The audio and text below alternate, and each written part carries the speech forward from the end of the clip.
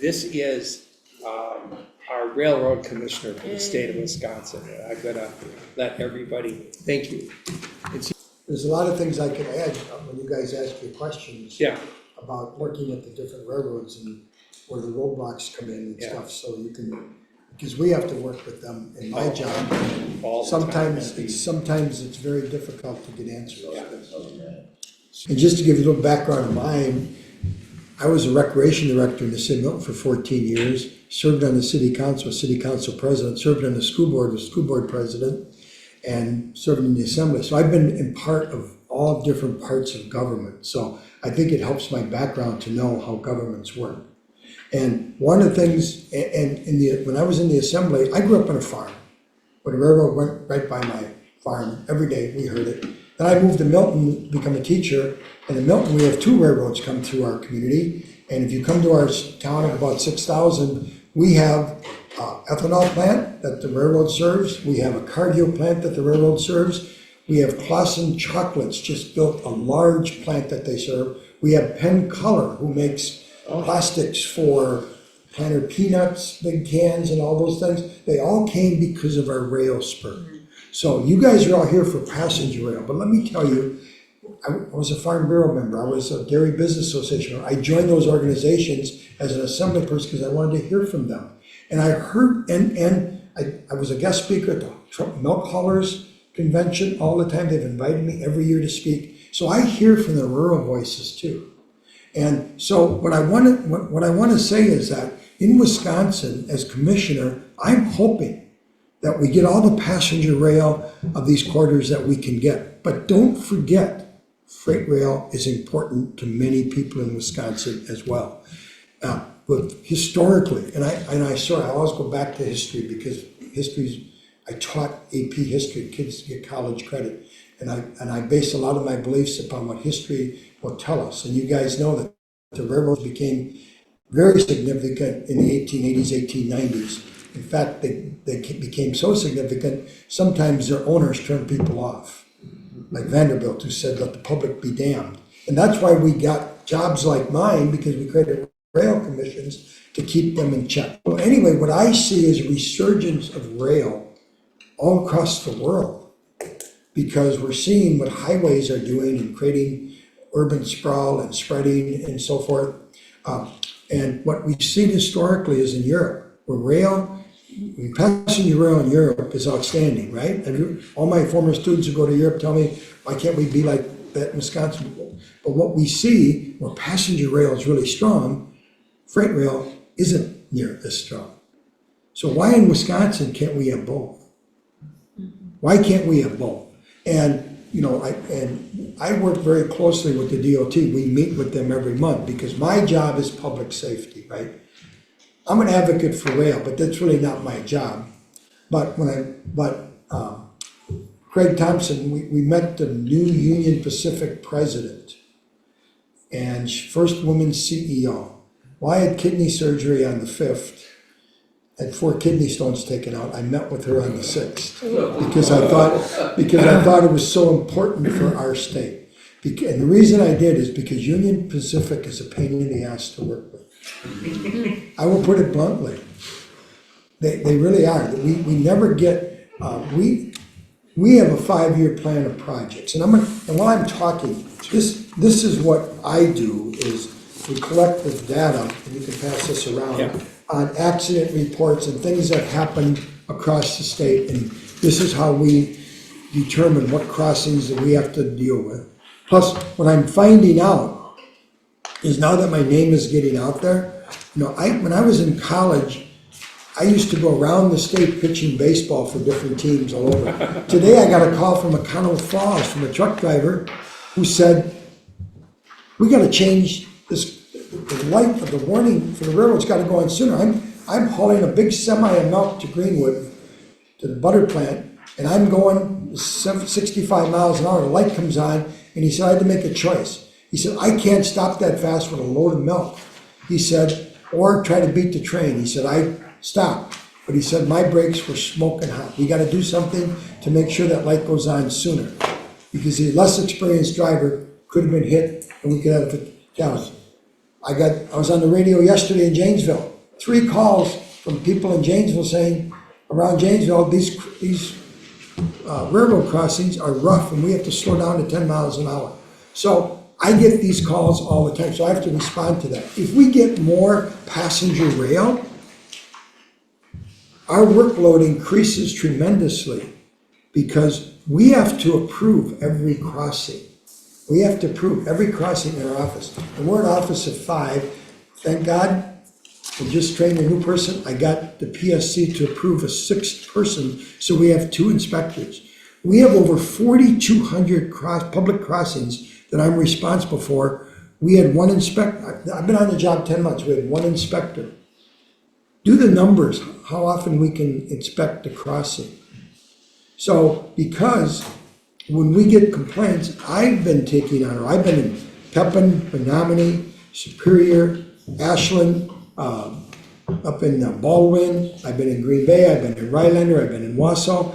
I've been taking up the slack and going to these crossings and trying to work with people because the way we can make passenger rail work and freight rail work is that you have to have government agencies that respond to people as soon as they can. As a legislator, I made sure that my office, and Gary will tell you, whenever he called my office, he always got a response within 24 hours. Absolutely. And I did the same thing on school board and city council. I believe as a school board member, I got a referendum passed that failed twice. And I ran for school board to get it passed, and I flipped 400 votes in the city of Milton to get a $69 million referendum passed because I went door to door to every door in Milton. Because I taught in that district 37 years, and I felt my voice.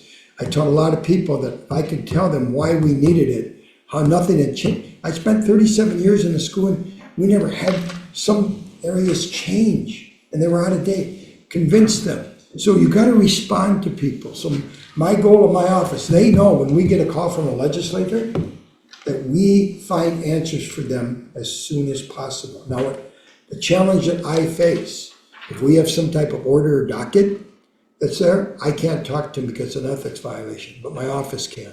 So that's the challenges I face. Interesting. So, but what I want you to see is our monthly accident report. This is what we had. This is for what we had in the first 10 months of 2023. And so this is what I have to deal with. Now, my first, 3rd week in office, I had a major derailment on the Mississippi River. 2 cars went into the Mississippi River that contained chemicals. You know, and that draws a lot of attention, right? So I was supposed to umpire a baseball game. I umpire about 50 games too, because there's not enough umpires, so I still do that. So I had to call and say, I can't umpire this game. I got to get to the Mississippi River. And of course, they weren't too happy with me. Luckily, I don't take varsity games for that reason, because I wouldn't want a varsity game to not take place. But there were 14 cars derailed, I believe, there. And so I got to see derailment firsthand. And the other major derailment was in Reeseville. 29 cars carrying egg products derailed there, right outside the city of Reeseville on the 4th of July. So I'm sitting at my 4th of July gathering with some of my friends, and I get a call from one of my friends that said, "Did you hear about the derailment in Reeseville?" I said, "No." So I took my wife and I got in the car and I went to Reeseville because I felt it's important that I respond to these major derailments as soon as possible so they know that I care, because this is my job. And I stayed in Reeseville until they could clear the crossing in the town. They had to hook the cars because it was blocking the main street in Reeseville. So I stayed until that street was open. And I was back the next day, and it's interesting to get a first-hand look at a derailment. I saw something I didn't think I'd ever see. And that was, I saw a rail. Think of a rail. I don't know, how long are the rails? 10 feet, 20 feet? 39. 39 Before feet. they're welded together. This rail pierced one of the cars. It was sticking right through one of the cars. And so that's what happens. I think the train was going 45 miles an hour. But that's what I saw. And walking to that site, I saw the little spikes that hold the rail down. I saw them at least probably 70 yards they were thrown in one way. So it's quite a thing to see, but it's also quite a thing to see how the railroads respond. And I learned how they respond. In that particular case, Amtrak used that track. You guys talk about passenger rail. Within 24 hours, that track was going so Amtrak could use it. And there were two sides. Sometimes there was double track. Two sides were wiped out, but they were there immediately and getting that open so that the Amtrak could use that track. Same thing in the Mississippi. Within the next day, they were already using that site where those cars were derailed, and they had to build access roads to get those cars off the tracks.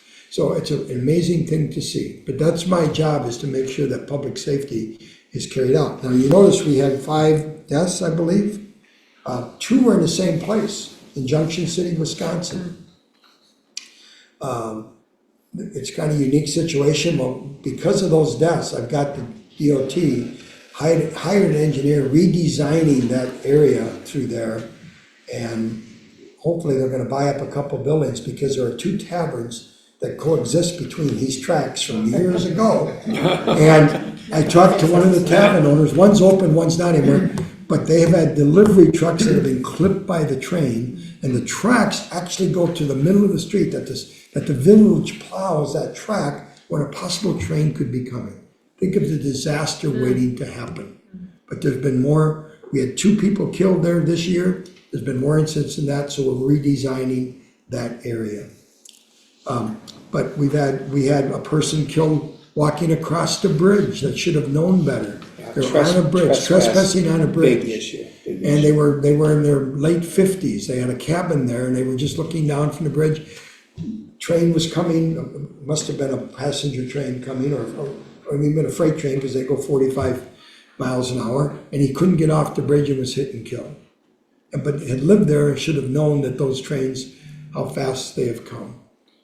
And we had a 16-year-old boy killed in Burlington, who, I mean, sometimes you can't fix stupid. He turned right, his brother was across the track at a Casey's. He tried to get across before the train came. He was going right at the train, turned right into the engine, and then you could see him stop. I watched the film. You could see him stop and pull back, and he got run over completely. I watched the film from the Burlington Police Department, and it's not fun. So, but there's nothing that could have changed there to protect that, because you can't stop people going through crossings, which you'd be surprised how many of these incidents we've had where people have went around the gates and tried to go through the crossing. And even my own city of Milton, sometimes I walk early in the morning, I walk along the tracks and I watch kids go to school.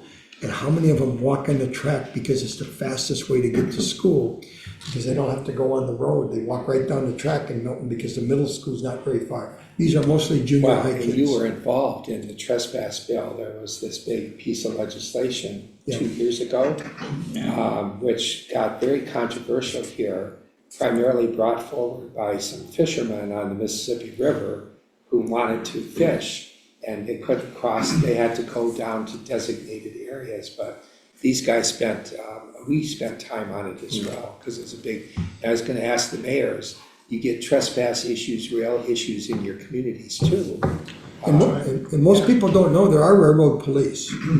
There are, when I go to operation, I try to attend in as many rail transit committee meetings as we have. When I get invited, I go, usually, if I'm gonna have something else. I go to Operation Lifesavers meetings, because they help do education policies. This year for our Rail Safety Week, I got Secretary Romansky from DATCAP, because I want to include safety. And I'm also working with the milk haulers, because that's who called me, and we want to do a day of Rail Safety Week. And I'm going to do 2 parades this year, where I use the parades in rail cities. I'm going to start with my hometown of Milton, because we got 2 major tracks coming through, and the city of Jefferson to start with. But every year we want to do that, because we want to promote rail safety. Because you see, I want passenger rail to be successful. I hope every quarter that we designate, because if we do, 8 of the 10 major cities will be connected in Wisconsin, and the one that will miss out is my city of Janesville, which I live just 2.5 miles away from. And I know Janesville badly wants that, but I can tell you that I work behind the scenes. I'm trying to get more intermodal working. In fact, I got a call from a person who works with intermodal she called me and said Union Pacific actually called them talking about intermodal and talking about fixing the bridges in Milwaukee because passenger rail can get underneath, but they can't double stack to get underneath, and they wanted to know what money is available to do that. So even though this isn't my job, I asked Secretary Thompson if it's okay for me to be an advocate for rail, and he says, you be the ambassador. Because I don't want to step on anybody's toes. I want to promote the public safety, which is my main job, is to carry out the statutes created by the legislature, but I also want to be an advocate for all rail, freight and passenger, because when I go to the rural areas, they're not keen on, I will tell you this, they're not keen on passenger rail. They don't see the benefit. I mean, and they're members of rail commissions, and they say, well, we really support the freight rail, but this passenger rail, I'm not sure we should spend this kind of money on it.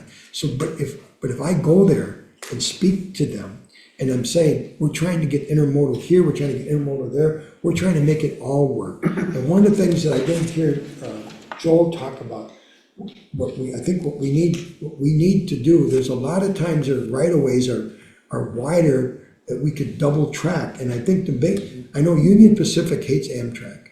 I will tell that right out. When their meetings I've had with Union Pacific lobbyists, they hate Amtrak. They don't want Amtrak on their tracks. But if we can help them fix their bridges, help them get intermodal in areas, because they're talking about Pleasant Prairie, I don't know if you guys have heard about that. I'm trying to get Janesville to take their old GM plant. They have such a big array of tracks there, and they're talking about low-income housing, which we need, but don't destroy a great railroad yard that could be a potential intermodal place, especially in Illinois where they've closed Rochelle, which has hurt Wisconsin because 90% of the cars that the rail that comes through the state doesn't stop in the state, So let's get freight rail stopping in this state and create jobs in here, and then we will win more people over to support passenger rail as well. That's my thought. So this is why I'm going to continue to go to rural community events to speak as I do and promote both and say these things work together. There is a group called One Rail that has met over the years, and it tries to fuse together the two that you're talking about. I'll send you some information on that. And I'm sorry, I'm talking so much. I gave you our accident report. Does anybody have questions? Being a history teacher, I used to talk a lot to my class. They asked me to talk. They always said, you're more interested in reading the book, would you? Oh, yeah. And I tried to frame stuff for them. So I have that bad habit. I apologize. So if you have questions. I'm not very familiar with the rails to trails concepts. A lot of people here are, or recreational trails with bicycle use particularly. But I ran into it when I was talking to people about the 30th Street corridor. And we had some volunteer meetings to try to determine whether passenger rail, if it was running in that area, would actually interfere with any established trail or the hopes that somebody could put particularly a section of the Badger route, the bicycle trail. Would those kind of questions also come to your commission? Only if there's a crossing, and if it's a private crossing, we can't deal with it. I mean, you'd be surprised the issues I having to deal with the different cities, Madison, Middleton, with all these bike trails and all the issues we have to do, whether it's a private cross. I mean, they argue if it's a private crossing or a public crossing. And I can't talk specifics because there's orders open and I'd be violating my ethics. But those are issues that come across us all the time with bicycle paths. But I do believe they can coincide. I mean, I think if you look at a lot of time, I'm asking the questions, how wide, how much land is owned, especially in the state tracks, how much is owned and how much wider could we make, these tracks? I mean, could a bicycle trail exist right alongside these? And I believe it could. Might have to put up some fence and some barrier, but, I think it'd be a good thing if we could do that. I learned a lot in a short time there, thank you. Some of us are advocates for rails with trails. Yeah. And trying to help people understand that there doesn't have to be a conflict. There certainly needs to be safeguards to prevent trespassing of humans onto the tracks. But I think that some of the railroads are envisioning a head-on collision with cars strewn like jackstraws, and so they don't want anything in their right of way that, you know, even a ballast rock could hit or something like that. Right. So I think that the risk is relatively low, but they have zero tolerance for risk.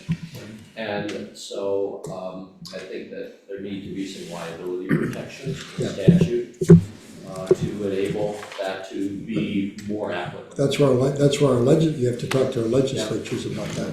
But I was going to say one thing, one of the things with passenger rail, where they're very successful in Europe is when you can concentrate, you know, I think it's really important where you put your depots and where you put people where the trains stop.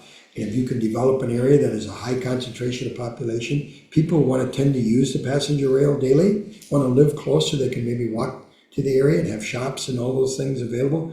You talked about Brightline, that's one of the things that they've done, is they've concentrated traffic to people, to areas where they can develop an area and not just make it a rail station, but have amenities and stuff there too, and a high density of population.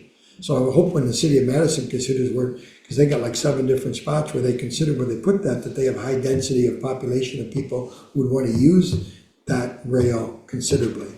So that's their decisions to make. But if you want to look where success is in Europe, that's where they have all kinds of success. They even have playground areas around where the rails are to keep people to do something while they're waiting for the train. So, I mean, those are just the things that I've known that have been successful. Do you think, you mentioned, you know, people in rural communities don't really know the benefits of passenger rail. Do you think a lot of that stems from those communities once had passenger rail stations, they have since lost it? Or do you think it's gotten to a point where we've sort of forgotten what we could have? I don't think it's so much that they're against passenger rail, but they're against the money spent for it, because if you go back to where I lived in central Wisconsin and you go to communities like Arpin and Vesper and Loyal and all those towns, they're all dying. They're all people who are retired, and they don't see the state investing any money into those communities. They don't even have restaurants. They don't even, in Vesper, Wisconsin, they don't have a gas station. 500 people, they have no gas station, no amenities, nothing. They're losing their hospitals. And they're losing their hospitals. So they're not necessarily opposed to that concept. They're opposed to the fact, what is the state doing for me? They're spending all this money on this. That's so easy to be exploited, isn't it? That's the point. And I would just think that you try to push that, you know, passenger rail as an alternative, like you are getting reconnected to the cities that are getting investments. Right. And But then you are the one the city sees as valuable to reach out to, as opposed to just a destination on route. when I speak to rural groups, I try to tell them why freight rail is so important, because a freight car can haul 3 semi-loads. It takes 3 semis off the road. They can also haul it a lot cheaper than what the semis can haul it. And so that brings their cost of buying that product down. So that's why I try to say why railroads are important. And so the passengers using that same track that's already there. So you have to try to get them to understand how this helps them, because that's what they see. I really like your point too, Don, about viewing the overall picture of how these two forms of rail can be complementary to each other. I think having some of those conversations anecdotally with rural members of family and friends and whatnot, it's easy to see an extension of a passenger rail from Milwaukee to Madison and say, well, why is this the focus? Why is someone reading about me up in Fox Valley, Green Bay area, Wausau, northern half of the state, things like that. And yes, there may never be a passenger rail station in Bayfield because that probably doesn't make sense. But showing the bigger picture of how being strategically placed between the 3rd largest city in America and Chicago, between the Twin Cities in Minnesota, and seeing how much just pure rail traffic can be kind of routed through our state in between those two, whether it's freight or whether it's passenger. We do see that connection makes it less so an isolated city by city example of what is this rail doing for me, and a more larger, economic mega region of business development, of people traveling for tourism or, a Packer game, a brewery game, whatever it might be. So I do see when you paint that bigger picture of, hey, this is a good thing for the state as a whole, this is bringing back jobs and people to these dying communities. And maybe if I, myself in my neighborhood, might not see that train, I'll be at least somewhat closer to these connected areas for when I do need to go to the airport Well, or something. well- You can kind of make that case for When we're talking about that second route to Minneapolis, and it Yeah. would stop in Menominee and exactly. Altoona and Eau Claire, those are towns that rural people will travel to because they know them, they're Yeah. familiar with them. They're not familiar with Madison, they're not familiar, they don't wanna drive in Chicago. For sure. But they would like to go there, they like to go to Minneapolis. Oh yeah, I talk to someone from one of those areas when they're trying to fly down to Florida, in winter, right? Like think how long and hard it is to. But I think one of the benefits that I think you have to tell people is, okay, so they wanna fly to Florida. Okay, but so they live, Madison might be a little more, or they might have to take a connecting flight from Madison to Minneapolis. But if they can take the train, it's gonna be a lot cheaper than to take the flight from Madison and get the train in 3 or 4 hours to Minneapolis, catch the flight. It's gonna be, in the long run, cheaper for them. So this is what I tell them to look at, is how can this affect you? If you're one of those people that go down there and do that, I mean, there's more positive benefits. It's why we see it's such a truly bipartisan issue or non-partisan issues, because everybody has to move. Businesses, people, they all have to get around, and the more we can do to make that easier for them, I think that sells itself, And what I'm saying is that when we have to prove these, it's gonna make more work for our office. Certainly. But that's what we're Might give a few more there, that's what we're there for, that's why we hire new people, we're training It's a good people. problem to have, Because yeah. we wanna be able to respond quickly, because nothing can move forward until we approve a crossing. You can have that. When we upgrade these rails for passenger service, what does that do for safety and usability for freight? You keep talking about how freight can connect the rural areas back to it. Does that really help Well, I for those things as when well? you talk about upgrading, what I believe, if a class 1 railroad is running over the tracks, I don't think it has to be upgraded for passenger trail, because passenger traffic is 1/7 the weight of what freight traffic is. But the sidings and the crossings and those things. Right, but most of those where the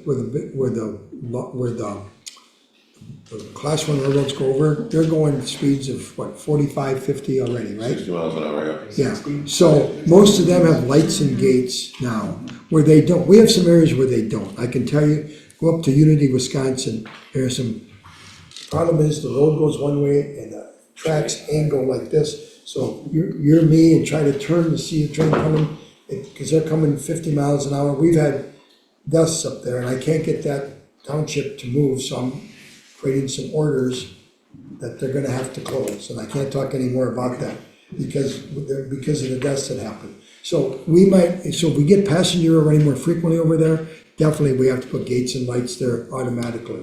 Even though there's not much traffic over there, because of the speed they're coming and the angles of the tracks, we're gonna have to upgrade and make that. So when it's done, we have to approve the work that's done before it's utilized, so that we have to make sure we can do that. To help Gary out, thank you. Well, and this is just the issue of upgrading crossings for faster moving trains is very interesting, and boy, your office could be busy in the years ahead with that, just that I point. wanna tell you guys one thing, you know what lights and gates cost?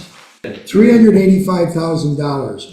We have a budget that can put in about 11 a year now, Oh, and that's it. And it's discouraging, because we need more. well, we're with you. Thank you for being here.